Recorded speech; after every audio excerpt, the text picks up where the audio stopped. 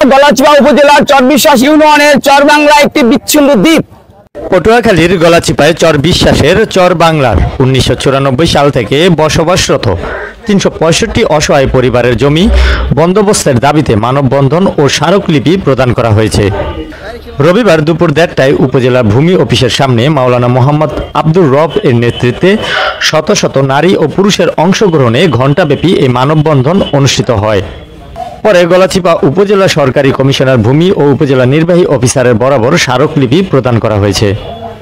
এই সময় বক্তারা বলেন, তার 1994 সাল থেকে চর বাংলা বসবাস করে আসছেন, কিন্তু প্রভাবশালী বিত্তবান কিছু ভূমিদস্যু টাকার বিনিময়ে নতুন ম্যাপ তৈরি করে তাদের নামে জমি বন্দোবস্তের মাধ্যমে রেকর্ডভুক্ত করে। মানববন্ধন ও স্মারকলিপি প্রদান করেন ইসলামী আন্দোলন বাংলাদেশ গলাচিপা শাখার সভাপতি মাওলানা আবু বক্কর সিদ্দিক, সাধারণ সম্পাদক মাওলানা আব্দুল মান্নান, চরবিশ্বাস ইউনিয়নের সভাপতি মাওলানা জাকির হোসেন, চরবাংলা এলাকার ভূমিহীন কৃষক মাওলানা আব্দুর রব, ভূমিহীন মোহাম্মদ শামসুদ্দিন শাহ প্রমুখ।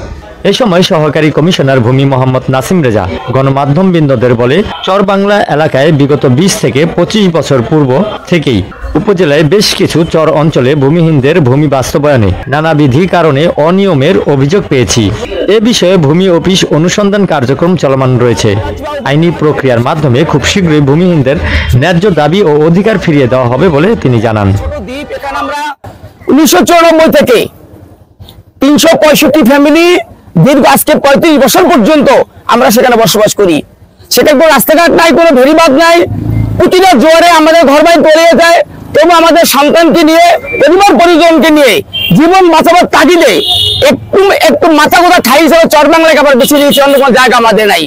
কিন্তু দুঃখের বিষয় হলো, আমরা 35 বছর পর্যন্ত ইউনো এক্সিলেন্ট এবং ডিসি মহোদয়ের কাছে শতবার বারবার 35 বছর ঘুরেছি,